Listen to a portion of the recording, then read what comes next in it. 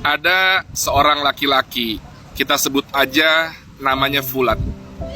Si Fulan ini semasa hidupnya sering banget berbuat zolim, ngejahatin orang lain, ngerampas yang bukan miliknya, menghalalkan segala cara untuk mencapai tujuannya. Intinya jahat banget. Satu ketika si Fulan ini mulai ngerasa gelisah dengan dosa-dosa yang seringkali dia perbuat. Kemudian dia konsultasi sama seorang ustadz. Ustadznya menyarankan supaya si Fulan ini minta ampunan kepada Allah langsung ke Baitullah, berangkat umroh. Ragu, cemas, takut, ini yang dialami sama si Fulan. Karena ngerasa dosanya banyak.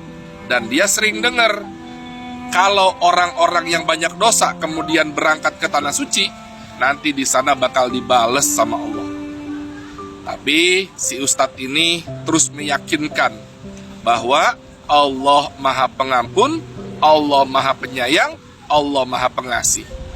Akhirnya si Fulan memutuskan dan membulatkan tekadnya buat berangkat umroh ke Baitullah. Akhirnya si Fulan berangkat naik pesawat direct ke Madinah. Sepanjang perjalanan jantungnya berdetak dengan keras karena takut Allah akan membalas.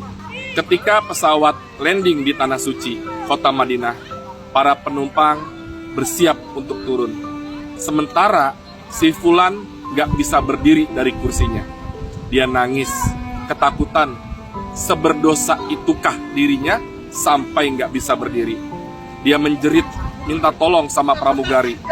Ketika pramugari mendekat dan membantu menolong si Fulan, pantes Fulan nggak bisa berdiri.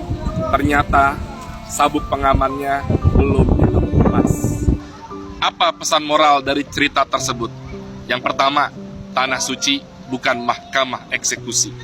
Yang kedua, kalaupun ada yang dibales di tanah suci, baiknya nggak perlu kita ceritakan. Karena apa? Hanya membuat kecemasan, ketakutan, dan kekhawatiran. Sehingga boleh jadi orang-orang yang niat berangkat umroh, karena mendengar cerita-cerita yang negatif, akhirnya mengurungkan diri, mengurungkan niat, nggak jadi berangkat ke tanah suci. Kalau sampai orang nggak jadi berangkat ke tanah suci karena wasilah cerita kita yang menakutkan, maka siapa yang menanggung dosanya?